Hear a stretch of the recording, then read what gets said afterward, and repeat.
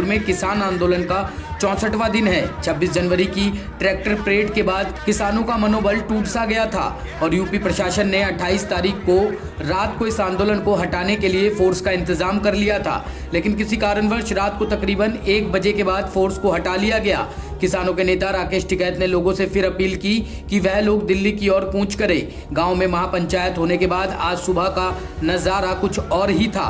जहां पर टेंट और आंदोलन में खामोशी छा गई थी, वहीं आज फिर किसान ट्रैक्टर भर भर कर इस आंदोलन में दोबारा पहुंचने शुरू हो गए हैं। चौधरी अजीत सिंह, राष्ट्रीय लोकदल पार्टी के अजीत सिंह के पुत्र जैन चौधरी कम से कम 1000 किसानों के साथ इस आंदोलन में दिन चढ़ते ही पहुंच गए और उन्होंने कहा कि राष्ट्रीय लोकदल पार्टी भी किसानों की ही पार्टी है। और उन्होंने कहा जब राकेश टिकैत भावुक हुए तो इंसान को अपनी भावना ही जिंदा रखनी चाहिए। उनकी भावना को देखते हुए ही यह आंदोलन दोबारा से खड़ा हो गया है।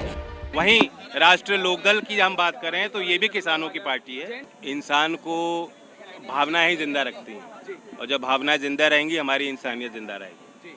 उनकी भावनाएं व्यक्त हुई और उन भावनाओं से बहुत लोगों को चोट पहुंची। किसान कहीं भी था उसकी आंख नम हुई और इसलिए मैं आज आया हूँ। देखिए पॉज लगा था, फुल स्टॉप नहीं। और धरना से जो आंदोलन नहीं होता, आंदोलन भावनाओं जन भावनाओं से होता है। जनता की भावनाएं किसानों के साथ। किसानों ने उनको देखा, सभी किसानों की आंखें नम हुई और सभी किसान दिल्ली की तरफ चल दिए और उन्होंने कहा धरना पास हुआ था, स्टॉप नहीं।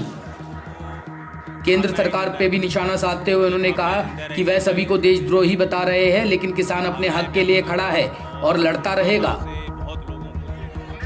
टॉप स्टोरी ब्यूरो के लिए दिल्ली से रवि डालमिया की रिपोर्ट।